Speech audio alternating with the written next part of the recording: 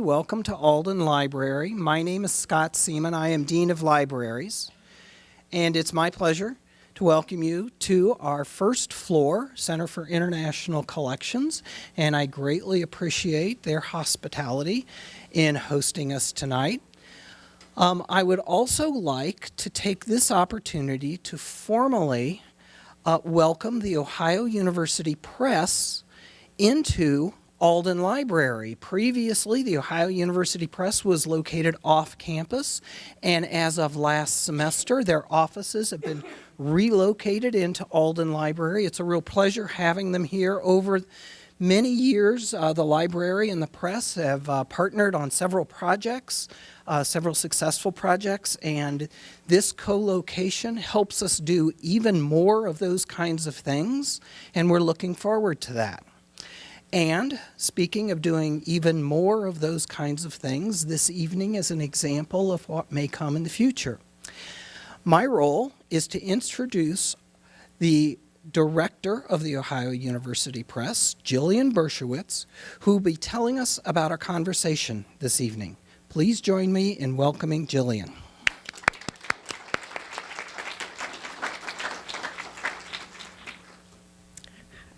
Well, thank you. This is a great turnout, and I'm really pleased to see you all here for, as Scott says, what is, we hope, will be the first of several such events.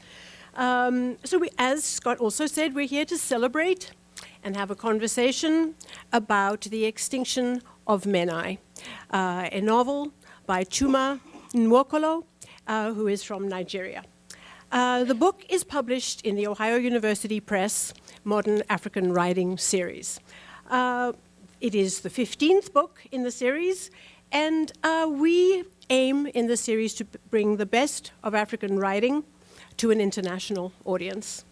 Groundbreaking novels, memoirs, other literary works that showcase what we feel are the most talented writers in Africa. The books are moderately priced. They're all available in paperback, and some of them they're good for classes, but we also think that they're good for any readers who are interested in diverse African perspectives. The series is edited. Many partnerships are involved.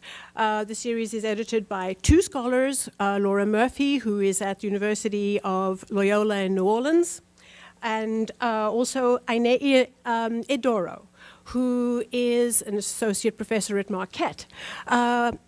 Ainei is also she has the most wonderful website called Brittle Paper, which I would encourage you all to check out. I think it's the leading website for news and opinion on African literary culture.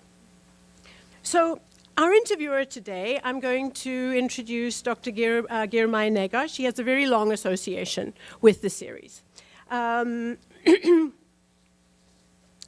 He is, most of you know, he's a professor of English and African languages, and he's the director of the African Studies program at Ohio University. He's a pioneer in the field of African literature and language. He also founded the Department of Eritrean Languages and Literature at the University of Asmara in 2000. He has authored, edited, written several books, most recently a book called African Liberation Theology, Intergenerational Conversations. And his best-known translation was a book that he did for us, for this series. It might well be the very first colonial novel. It's called The Conscript, a novel of Libya's anti-colonial war, which we published in the series in 2012. Ghirmai is the founding editor of the Modern African Writing series, and I'm really delighted that he can be here today to interview Chuma. Chuma Nwokolo is the author of numerous stories, poems, novels, published in the UK and also on the African continent. He began his career very, very early. Throughout the 90s, he was published by Macmillan in the Pacesetter series. And his literary works include The Ghost of Sani Abacha, Diaries of a Dead African, and a recent 2-volume story anthology called How to Spell Niger in 100 Short Stories. This is not a total list, but I think they give you a good sense of what he does. So his writing has also appeared in very prestigious publications like the London Review of Books. Outside of writing, Chuma has been an editor and a publisher, as well as maintaining a day job as a lawyer and a political advocate. In 2015, Chuma founded Bribe Code, a campaign to eradicate corporate corruption in his home country, Nigeria. He devised and presented the Corporate Corruption Act to the National Assembly in Nigeria in 2015.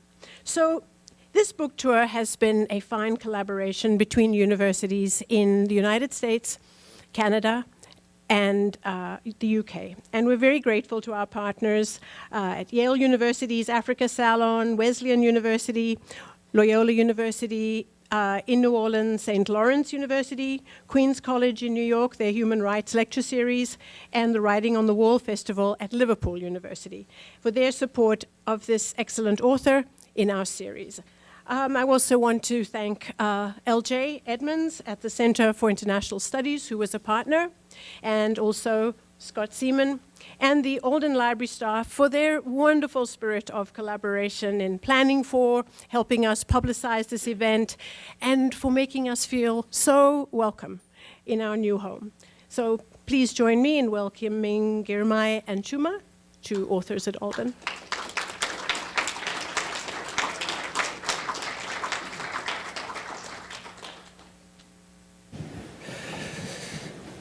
Thank you, Jill, for that lovely introduction, kind words, really fine words. Thank you for coming tonight.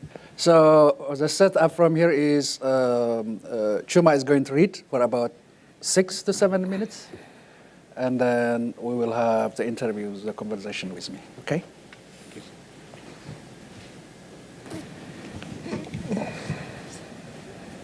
I can't get something. Hi. Good evening, everybody. I don't think I need this. I think I'm already mic'd up.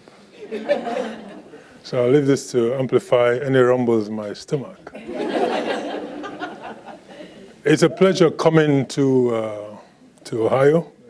It's a pity you're welcoming me with snow. When I heard it was April, I assumed it was spring. But here I am. If my voice does not amplify, it's because of the cold. But I'm going to read a section from this book. I wish I had an introduction to the book, but basically the section I'm going to read from is a piece by a young man called Weaver Kakando. He's a weaver, and he's one of the last of the Manae. The Manae as a group are facing extinction, and the problem with him is that he is considering suicide, and suicide is supposed to be a taboo, and so he is conflicted. Now, all you need to know at this stage is that this book is published by OUP, and I'm going to read from the book published in Nigeria. This is the version in Nigeria. So here goes.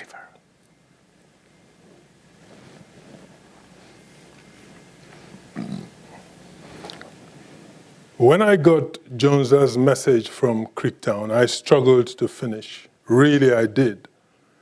But evening came and my fingers were heavy with sadness and they stopped trying. My head was saying, weave and weave on. Try. For the greatest of all Manae, weave and weave on. But they stopped. That old rabbit was chewing and chewing my insides, but that was not the reason why my eyes water was running. All the eyes water from a war is too salty to quench even a small child's thirst. So what's the point? Me that I'm expert in many different designs of marriage cloths, but for years now, it's only burial shrouds that I weave. May God Manae forgive my sins. So I removed the thread from the coma and pushed the agila back into their storage holes.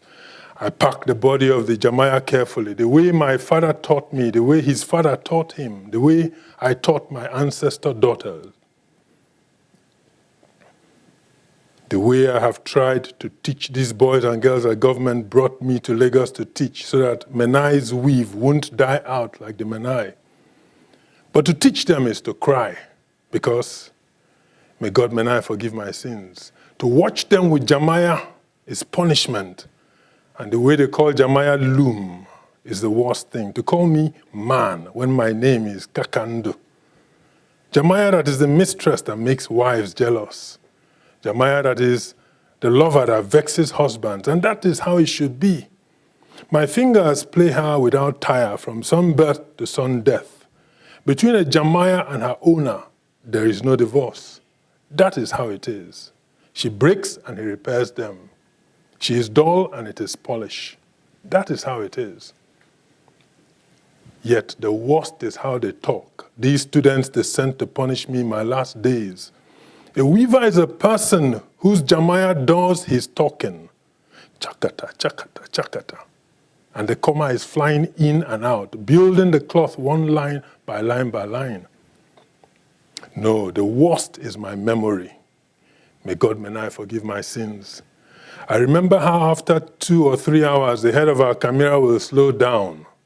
Kata, kata. And we will push the Jamayas into the center of the room, and the snuff will come out, and the roast corn and 80 or 90 knuckles will crack.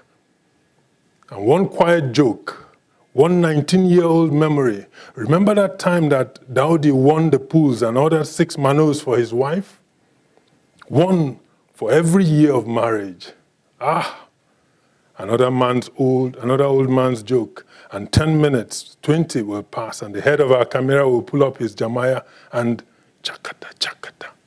That is how one Jamaya sounds when it is weaving alone. Because no matter how fast you are, you must slow down to reverse the comma, and that is that. So one Jamaya making cloth is one old man talking to himself. But 3, 5, 8, may God Manae forgive my sins. There is no song in this world like the sound of 8 Jamayas singing. Before my legs grew long enough to pedal a Jamaya, I used to sit and watch my father, whose hands were the fastest in Manae. And I've seen Grandpa and his brothers and my father's brothers weave. So I know what I'm saying. I used to sit and watch my father throw the comma and listen to the song. So the head of our camera will put away his snuff and suck the last of the corn from the holes in his teeth and chaka, chaka. And slowly by slowly, the rest of us will start. The laughter and the jokes and the clearing of the throat and the sucking of the corn from the teeth and the cracking of the last of the knuckles will continue for a while. But all that will pass until suddenly I am like a child in the middle of a room with a low roof and the song of 8 Jamayas, chakata, chakata, chakata, and on like that forevermore. But no more. May God Manae forgive my sins. It is the pride of the weaver to attend the marriage or baptism or party of his customer. To see how people are praising the skill of his weave and the beauty of his design. These past few years, my work has gone down graves. I spend my life making cloth that my customers will never see. I'm weaving food for termites. The fellowship of a camera is broken. It is a long time since I knew that as the last weaver, I, Kakando, master weaver of Manae, will not have a burial shroud himself. But now that the last of the Metas have died, who will play my tandama? I stand and go. Although I am bent, I am not old. My neck and my back are the weavers. My bow legs are the weavers. A neck bent over Jamaya, legs pedaling agilas for 40, 50 years. Will they not bow? I am not old, but it is time. When Grandpa's hands grew too slow to throw his comma, he was not too old to sit in Manae's camera, hands running over the latest cloth, to test the weft, to stretch and knob and roll the bale. And he was sitting there in the full surround of perfection, listening to the song of 8 Jamayas. And that was where he was on the day of his sleep catastrophe, when the head of our camera pushed his Jamaya away. There was no kata, kata, which is how a weaver slows to stop. It was just cha. And his comma was tumbling across the camera, and we followed his eyes to the wall where Grandpa's head was bent lower than a novice weaver looking for his mistake. And the weaver's song ended in a sigh. And that's the road to God Manae, a song corridor of 6 or 7 Jamayas. I cannot go back to the loneliest sound in the world, the sound of one Jamaya, especially one that goes chakacha, chakacha. I won't stutter anymore or wait for the rabbit to eat his fill and close Manae's last camera. Thank you.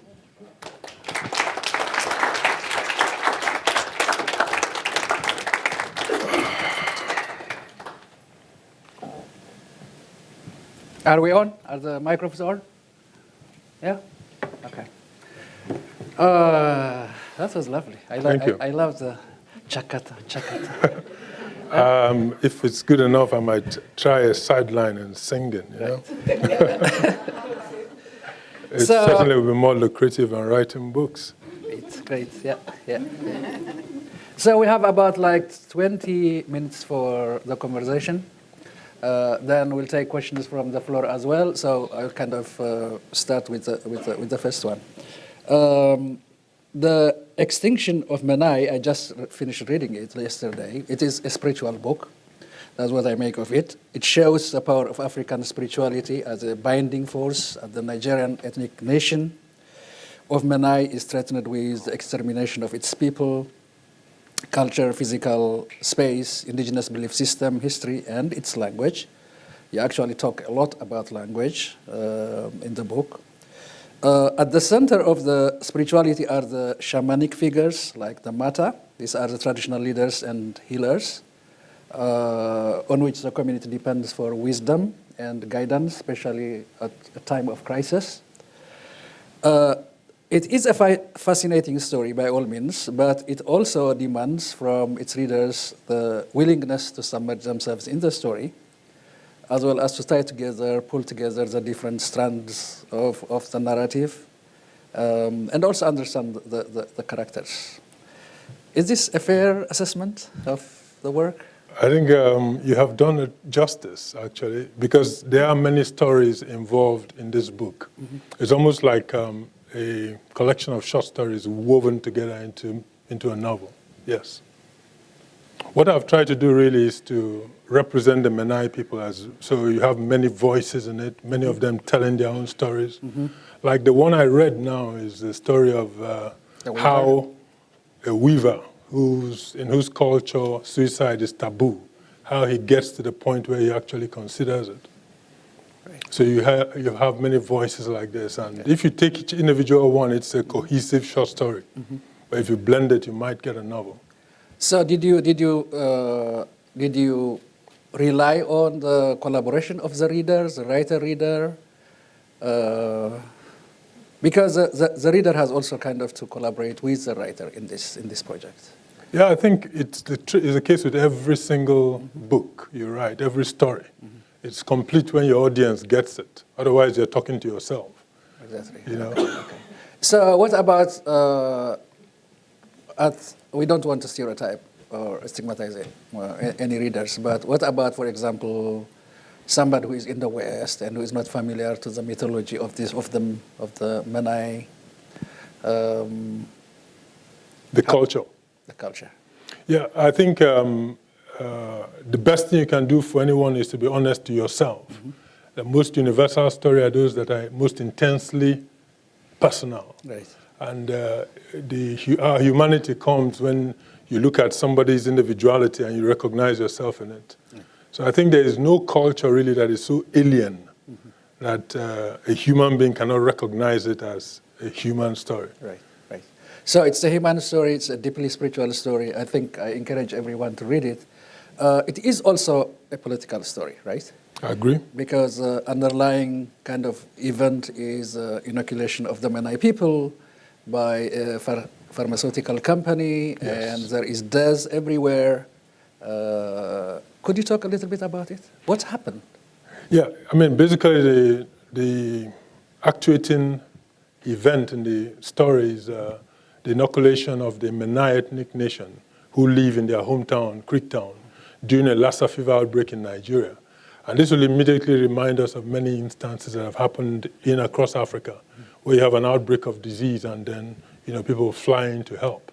So in this case, a company called Trevi Biotics comes in to help. Right. But they're actually testing a vaccine for which there has been no, that's previously not been approved. So it is a trial vaccine with more risks than a regular vaccine.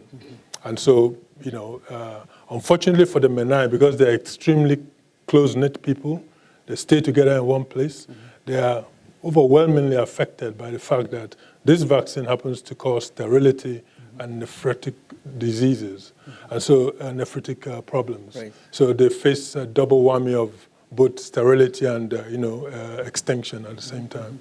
When did this happen? This is the fiction. This is the fiction. You see, I've really got him now. Yeah. So this happened in my book about page 1 or 2. That's a good one. I got you.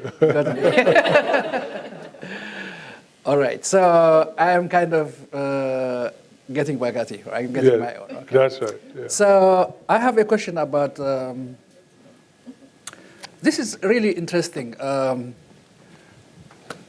With the exception of some writers, probably people whose works I have not read, every Nigerian author writing in the English language.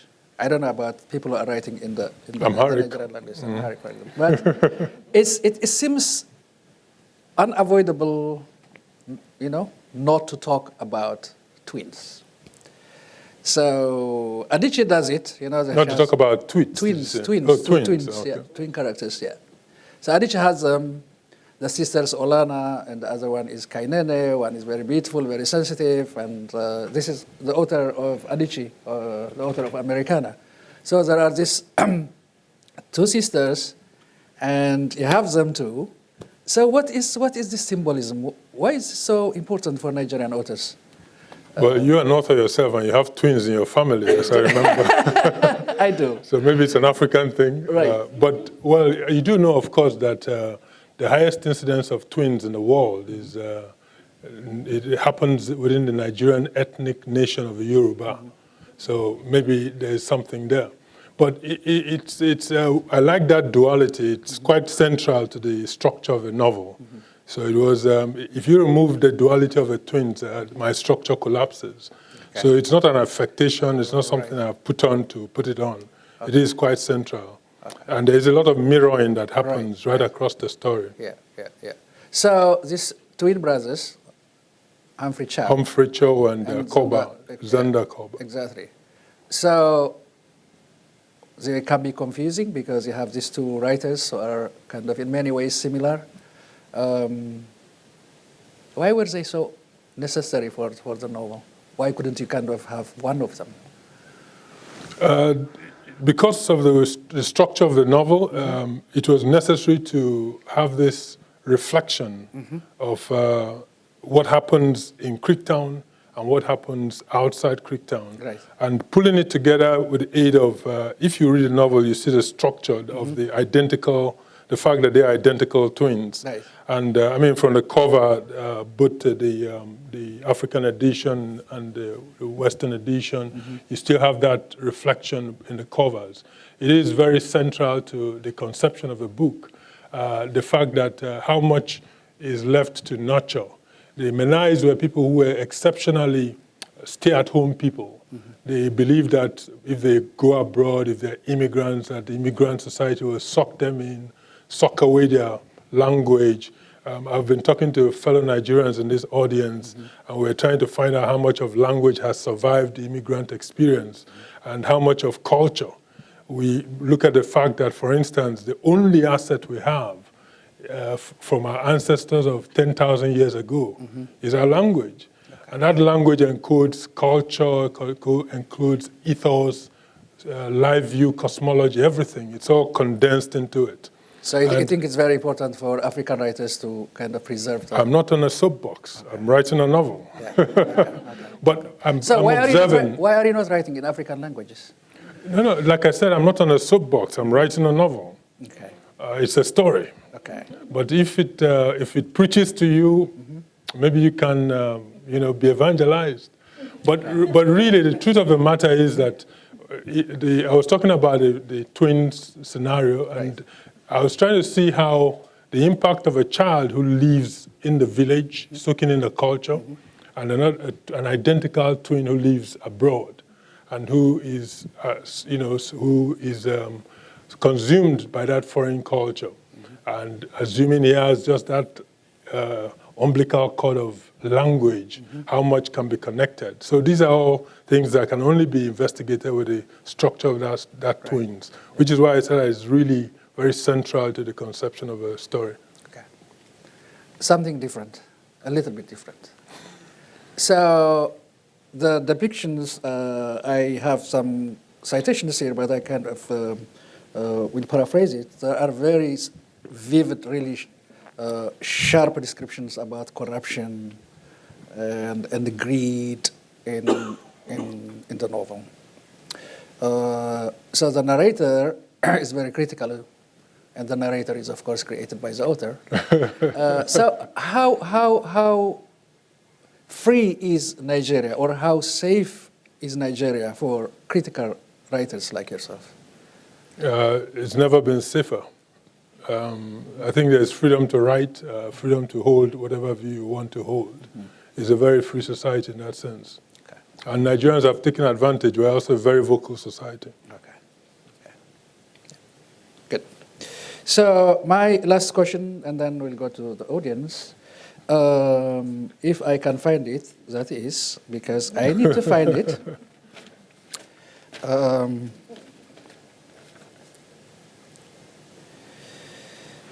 All right, this is about the relationship of writers with their publishers. So the United States is free, and Ohio University is a free campus. You can say whatever you want, okay? Yeah. So in the novel, Malcolm, who is a brilliant he was once upon a time actually a winner of the Booker Prize, was a fiction writer, and then he's kind of he's an agent for prestigious writers in the United Kingdom, and he's eating lunch with Humphrey Chow, one of the writers. So Malcolm says, I am not in this business to like stories. I am in this business to sell them, he says. And then Humphrey Chow, the writer in your novel, says, I nodded silently, filling my mouth with food, so I did not have to say anything. So my question is, can you say something tonight, in Ohio University about your relationship with publishers? How does it go?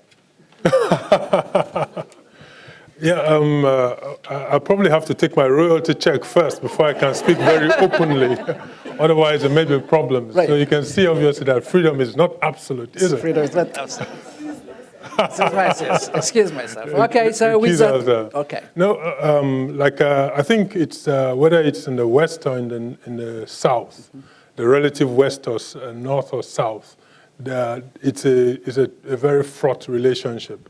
The relationship between writers and publishers, and our current technology is allowing that relationship to become subsumed in one, because many people now publish themselves because of what they see to be the problems. Right. But I think the truth of the matter is that the relationship is experiencing sea changes, and it's happening at a very fast pace. What used to be the traditional relationship is changing, and I think the more the technology is allowing us to investigate various models of the same. And what is happening now is that there are different levels of publications, and if you manage to find yourself at any level, you make the best of what you have. So in that sense, actually, it has become easier for African writers also to get out their work, right? Yes, I think it has always been a matter of managing expectations. An African writer is just a writer, and you look for your audience, and you find out my career has always been to be very focused about where my audience is, and that audience is the people about whom I write. I found it very difficult to write about any other place, really, except the subject of my writing. This is probably a very adventurous book in the sense that the characters are located in the West. But the core of the novel happens in Africa, and that is where my primary market and audience is. But I have really absolutely no problem with people reading over my shoulders. And if those readers happen to be from the West, so be it. But I have no doubt about the fact of the original locus of the audience, which is the Africans who are the subject of the novels. Okay, so if you are trading between the readers here and Africa, how much research do you do in the West and in the continent? Last night you were talking, for example, about your visit to the Sudan, yes, which was quite interesting. So yes, when I was researching this book, the book is of course based on the Meroitic civilization, which was in the Sudan, and I felt I did not feel able to write about it until I actually went there. So I did visit the Sudan, and it is true that I find it very difficult to write about something about which I do not have first-hand knowledge. And I do dabble in science fiction. That also means that I do a lot of visits in my sleep. Okay. You know? But generally speaking, yes, I tend to write about where I have physically visited. Right. Yeah. Okay. Any question? Yeah. So, Brandon. I think about sort of the breadth of Nigerian literature that I've encountered, and this theme of kind of loss of culture, threat to culture, managing what happens when cultures collide, and there's this sense of loss. It's pervasive. I've read a lot of Nigerian novels about this. But it's also very much the case, and I talk to a lot of young Nigerians who, in a roundabout way, sort of say this. All of that loss and that blending and those encounters have also produced a country that's by far the biggest producer of cultural, goods in all of the African continent, that's created this incredibly vibrant and powerful international culture of film and media and books that enables the publication of books like this in a lot of ways. But I can't think of a lot of concrete examples of works of literature that celebrate that. And so I'm wondering, why do you think, as an author who writes in this vein, that sense of loss or that sense of threat seems to predominate when there is this other story? Yeah, the thing about it is, if you look at I do not understand what you mean when you say that there is nothing that celebrates it. The most vibrant producer of culture that is marketed internationally in Nigeria is not literature, it is music. And it is being produced. That's why you can talk about it. So there is actually production in that celebrates that cultural production. It's there, whether it's in music and film. If you go to anywhere in Africa and you get out of the plane, the taxi driver is probably playing Nigerian music. So it is being published. And the paucity in literature is just that. It's not yet there. The pop literature will get there. It's not yet there. But it is also very important to, not to bemoan this, but to recognize this in this kind of literature. This book talks about the 25% of all languages in the world which will no longer exist in 100 years' time. And it is a major enough cultural event to recognize in literature. So I think that the balance is there. Culture, the cultural explosion in Nigeria is being recognized and celebrated. And it's also very important to recognize the damage that is done in the unipolar world in which we are entering into, where mega languages gobble up the smaller ones. And also to tell people that identity is very related to language, and that children also have the ability to be very multipotent in picking up and speaking many languages. So it's all about that voice, that perspective of giving the small guy, the room to sit in the room, I think we start off the book with the Universal Declaration of Linguistic Rights, that all language communities have equal rights, which is observed more in the breach than in the in observance. Yeah, go ahead. Brother. Okay. So I really loved your the way you read the chapter about, or the paragraph about the weaver. I mean, I'm from Ghana, and we also have painted weave. I don't weave myself, but then there's a community that weave. Yeah. And it was really interesting how you strike the relationship between the weaver's feelings and how you actually wove the fabric or the person who was weaver. So whenever I read, I try to understand or try to ask questions about how much of what the writer is writing about that is connected to their own story or their own biography, if you like. So now that you're here, I want to ask you how much of you is reflected in this book? Or the way you've been able to describe the kente, the weaving experience means that you probably have lived it, because you should be able to know it that much to be able to describe it that well. So how much of you do you see in this book? And my other question is, what's the link between the story and the depiction, the visual design of the cover? What's the relationship between? If I look at the book, since I'm very visual also, what's the link between the cover and the story? Because I can see, as you spoke about identity, I can see two heads turned upside down. What's the story behind the illustration? Well, this book is designed by Mr. Biot, who works in Oxford. This is an advert for him. It's a good visualization, because he looks at the twins, and the twins obviously have a conflicted relationship, so the reversal is there. There is also, if you look closely, there is also some marks, and this is the script of the Meroitic civilization, from which the Manae is descended. So that interprets the book in that way. This book is designed by my daughter. Her name is Nkechukwu. She is a brilliant, as you can see, designer. She has, you have the twins there again, and their motif that emerges, and also, so you can see the geographic landscape in which the Manae finds its end. So both books interpret, and you also have the Meroitic script running down the side of a spine. As for my own personal, I read about the weaver. No, I have not woven, traditional cloth in my life. But once I was driving to northern Nigeria, I believe I was driving to Abuja, and I saw a weaver by the roadside, and he was plying his craft. And I sat down by him for, a good, that act of creation was a very poetic thing for me. And he did not know that I was writing a chapter in my book when I was observing him.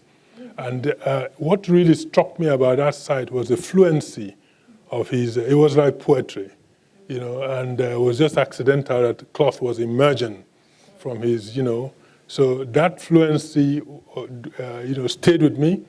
And obviously, your kente, there's all that huge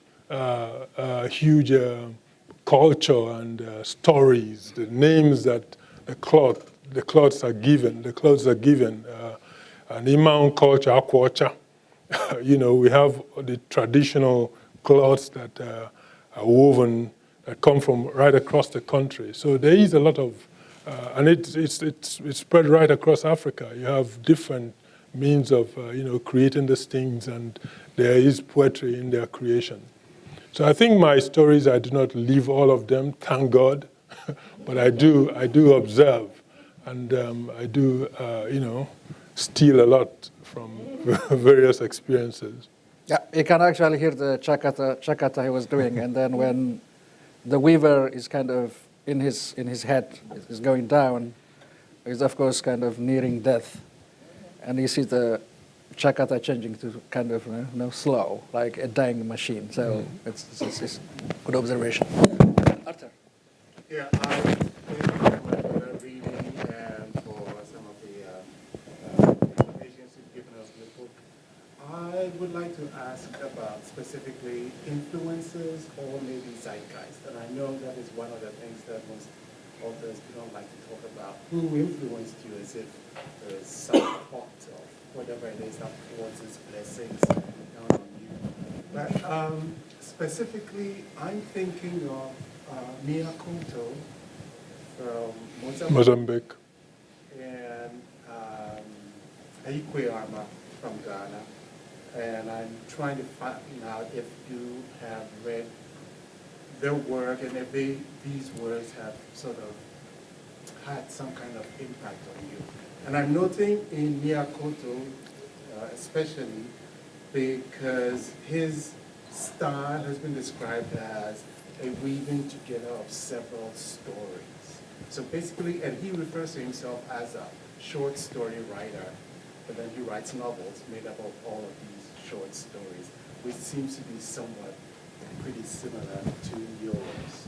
So if you have not read him, he has not influenced you, can you talk about the zeitgeist in a sort of general area where African writers seem to sort of osmotically imbibe certain styles, certain themes in each other without having necessarily been in contact?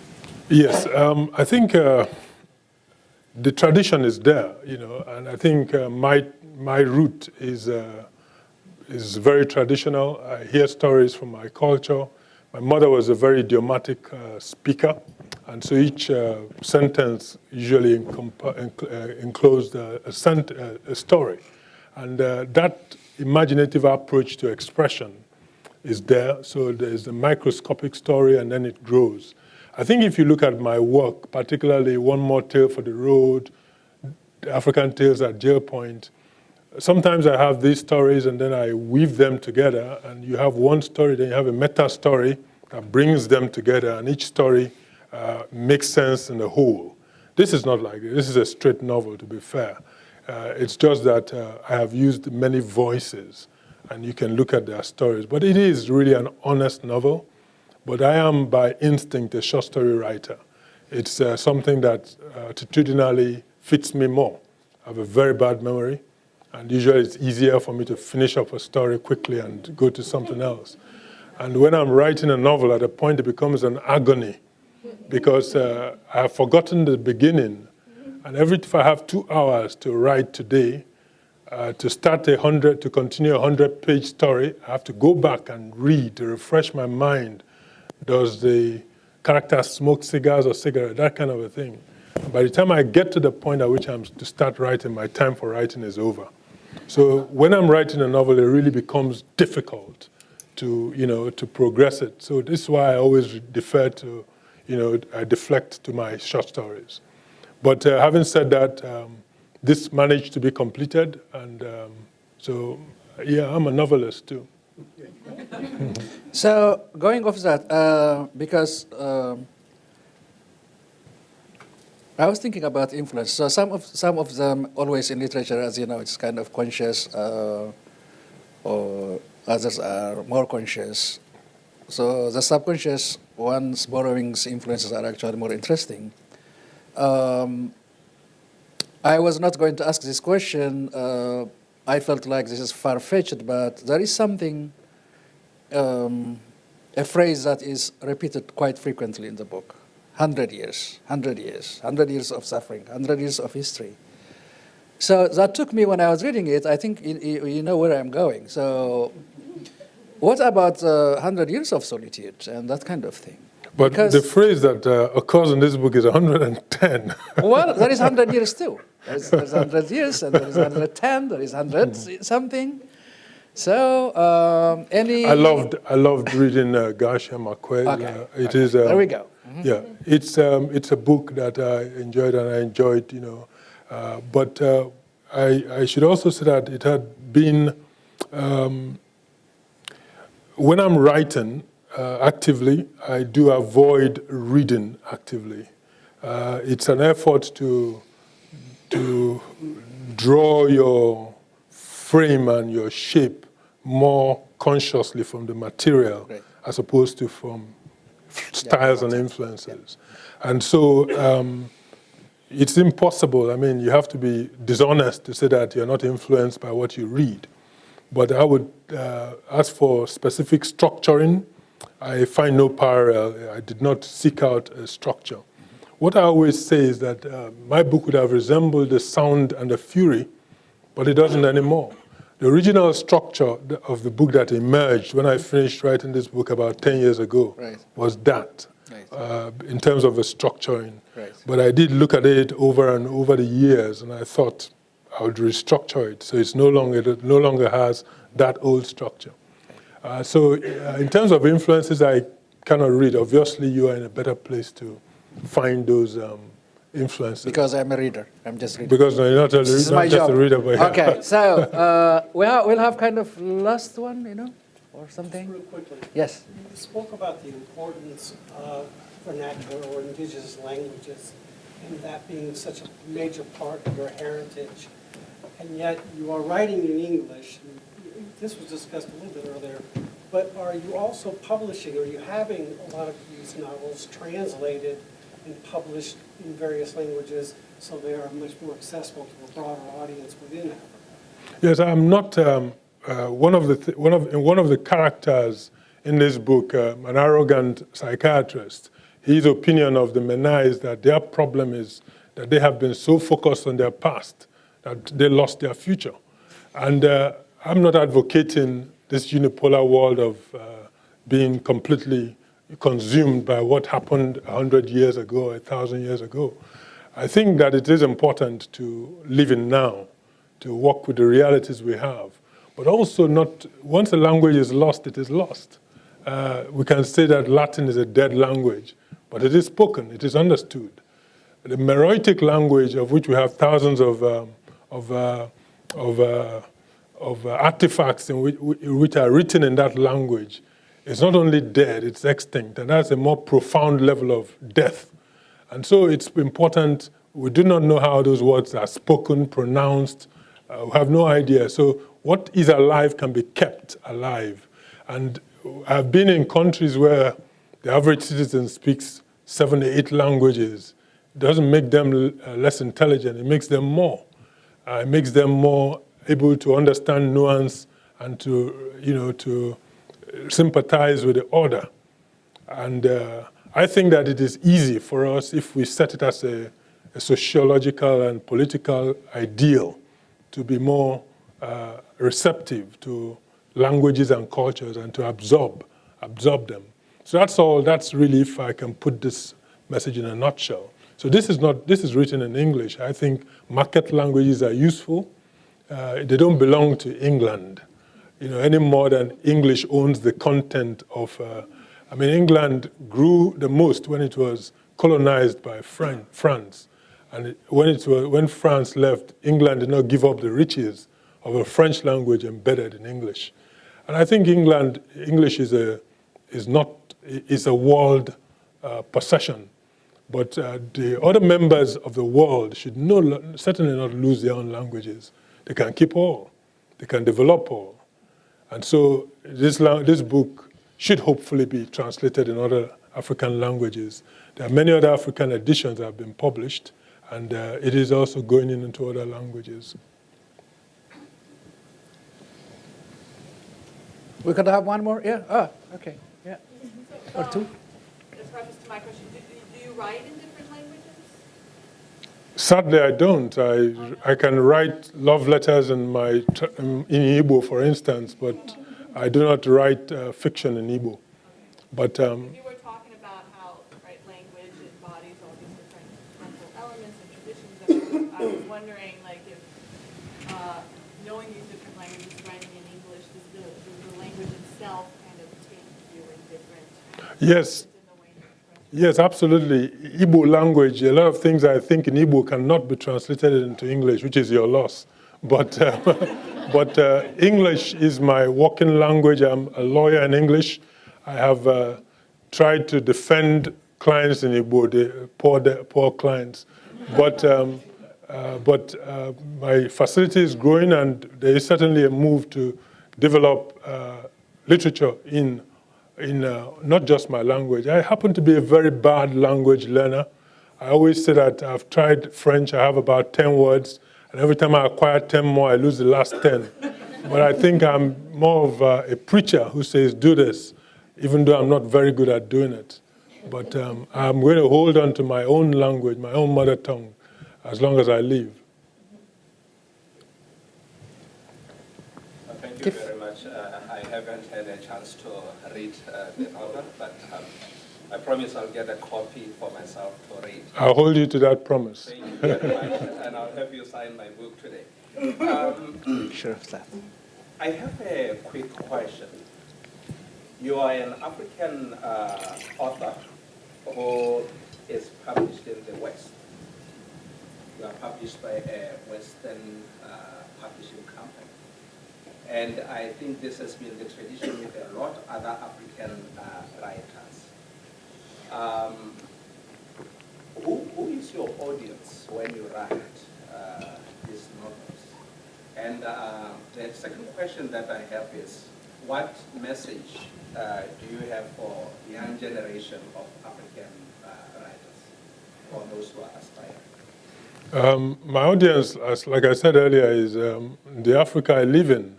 I live in my hometown, and I write for my people.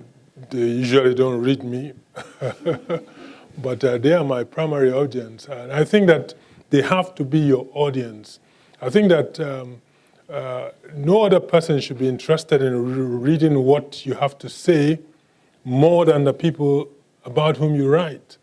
And there's absolutely no contradiction in saying that the more you write about your people, the more interesting you'll be to outsiders. I'm not really published in the West. This is probably the first time I have been published in America. All my books, the books I wrote as a teenager in university were published by Macmillan, that is true, but all my other novels have been published in Nigeria. This is about the 12th book I've written. So I'm not confused about the people for whom I write. But I think that it's also the loss of the world if you don't read me. But I think there's no contradiction in it at all. I think that the West should really be bored about people writing for them. If you want to eat Indian food, for instance, you should prefer Indian food cooked by Indians, not Indian food cooked for your tastes. You should know that one is more authentic than the other. You may like the plastic one cooked for you, but you should understand that you are being fed, a reflection of a reality. So I think there is no contradiction in being very authentic and writing for your people if they can read and will read, as opposed to presenting your work to be more palatable for outsiders. So in terms of your audience, who you write for, some African writers, as Kit was actually rightly pointing out, you can't fault them. They are in the diaspora. They are here. We are here. So we are negotiating, your work to resonate with here, with there, and at some point it gets very complicated, and there are institutions as well. There is demand, etc., etc. So that is inevitable. I think the transformation. In your case, I don't see, in terms of technique, in any case, kind of compromising or catering. And I was thinking about it a little bit.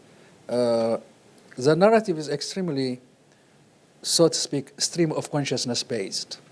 It goes in circles. There are threads, and you go in and you go out. I was thinking, okay, how do you teach this? For example, this book in a context of a classroom in the West. It needs some work because of the mythology as well. The only, not the only, probably one of the prominent writers I think who is doing this from your country, from Nigeria, is Ben Okri. I don't know if you agree with that. That is kind of the comment I wanted to make in this. I have read and enjoyed Ben Okri's, Famished Road, Right. And I think that I see quite significant differences. but they are obviously, I mean, even if you take a story like Benokri's Famished Road and the style in which it delivers, I think my book is a lot more firmly feet on the ground. And I think it's also a story in which if you take individually, you can always relate to it. Teaching the book in a classroom is entirely your problem. That's my problem. Sorry. I have enjoyed writing it. I will try it first. Okay. Shall we go for one more question from the audience still? Yeah? Who has a question or a comment? One more. Okay. Yeah. I know that you said earlier that your work mainly, focus on your roots and then perhaps like Nigerian society.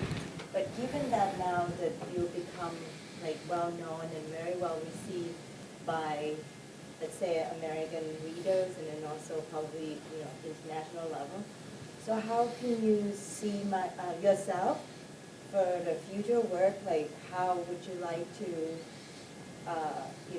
write a story, and how would you like to present your story? It's a good question, but if I look at my own past, I lived in England over 10 years, and I never really got to the point where I wanted to write about England.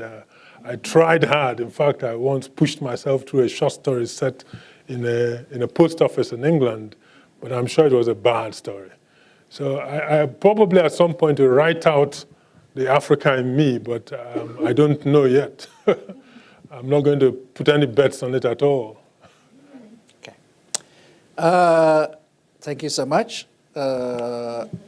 This has been really wonderful. I will turn it to Jill to wrap it up, right? And thank you for listening to us.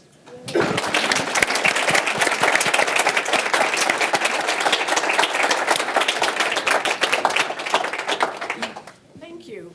Wonderful questions. Fantastic conversation. Please stay. There are still some snacks to eat. I would encourage you to buy books and have them signed by Chuma. And really, this was a tremendous, I'm delighted to see such a great turnout. And I hope, as I say, we can do this again more in the future. Thanks very much for coming to visit us, Chuma. We really, really appreciate it.